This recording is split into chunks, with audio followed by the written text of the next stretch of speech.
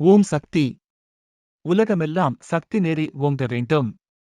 ஒவ்வொருவர் மனக்குறையும் நீங்க வேண்டும். பக்தியும் தொண்டும். அன்னை ஆதிபராசக்தி நாம் உயர்வடைய வேண்டி நமக்குக் காட்டுகிற வழிகள் இரண்டு. ஒன்று பக்தி, மற்றது தொண்டு. இந்த இரண்டும் தான் ஆதிபராசக்தி ஆன்மீக இயக்கத்தின் இரு கண்ணான கொள்கைகள். அன்னையை அடைய எளிய வழி பக்தி என்றாலும் அந்த பக்தி நமக்கு சுலபத்தில் வந்துவிடுவதில்லை. அந்த பக்தியையும் அவளாகக் கொடுத்தால்தான் உண்டு. அவள் அருளால்தான் அவள் தாள்களை வணங்க முடியும். தன்னை வணங்கி நலம் பெற வேண்டியே நமக்கு எளிதான தொண்டு மார்க்கத்தை நமக்குக் காட்டுகிறாள் அன்னை.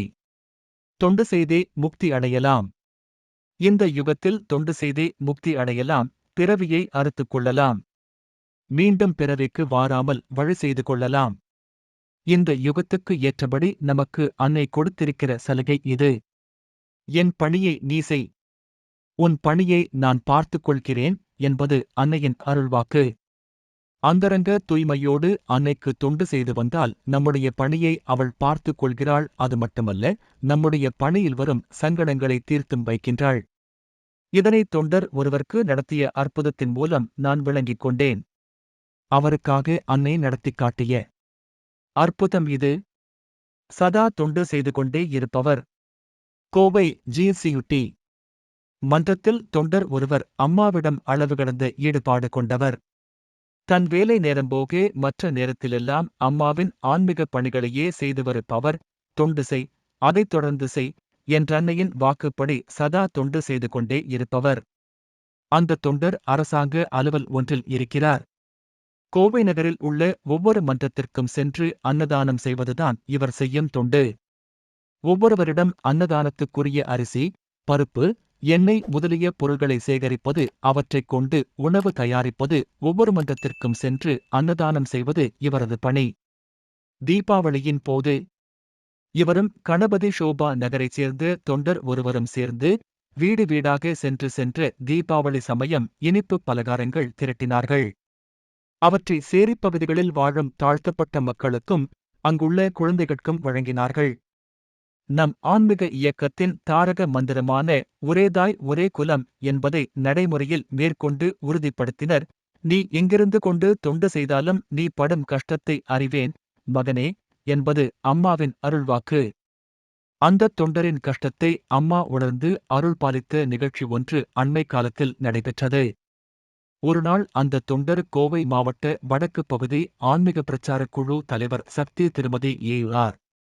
பானுமதி அவர்களின் வீட்டிற்குச் சென்றார்கள். அவரோடு மன்றப் பணிகள் பற்றி பேசிக் கொண்டிருந்தார்கள். காலை 9:30 மணி அரசாங்க அலுவலகத்துக்குச் செல்ல வேண்டிய நேரம் அது. ஒரு 10 நிமிடம் பேசிவிட்டு போய்விட வேண்டும் என்பது அந்த தொண்டர் எண்ணம். அந்த டாக்டரம்மாவோடு அம்மாவைப் பற்றி பேசிக்கொண்டே இருந்த தொண்டர்க்கு நேரம் போனதே தெரியவில்லை. அந்த டாக்டரம்மா அம்மாவைப் பற்றி பேச ஆரம்பித்தால் போதும், சாப்பாடு, தூக்கம் எல்லாம் மறந்து பேசத் தொடங்கிவிடுவார்கள்.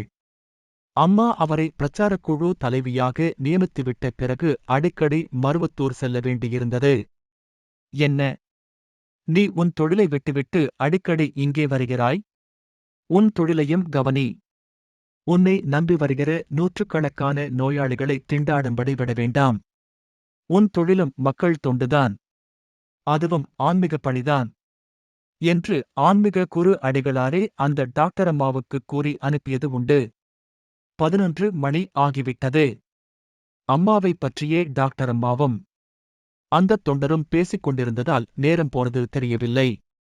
10 நிமிடம் பேசி இட்டு விடைபெற்றுச் சென்று விடலாம் என்று வந்தவர் மணியை பார்த்தார். காலை 10:30 மணி. உடனே அவசரமாக மாவட்ட தலைவி அவர்களிடம் விடைபெற்றுக் கொண்டு அலுவலகம் போய் சேர மணி 11 ஆகிவிட்டது. அரசாங்க அலுவலகங்களில் விதிமுறை. அரசு அலுவலகங்களில் மாதத்துக்கு 1 மணி நேரம் என 2 தடவை அனுமதி பெற முடியும். அப்படி 2 முறை அனுமதி பெற்றாகிவிட்டது.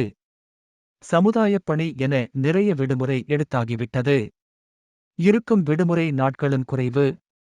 ஆவது ஆகட்டும், வந்துள்ள நேரத்தை குறிப்பிட்டுவிட்டு வருகை பதிவு ஏட்டில் கையெழுத்து போடுவோம்.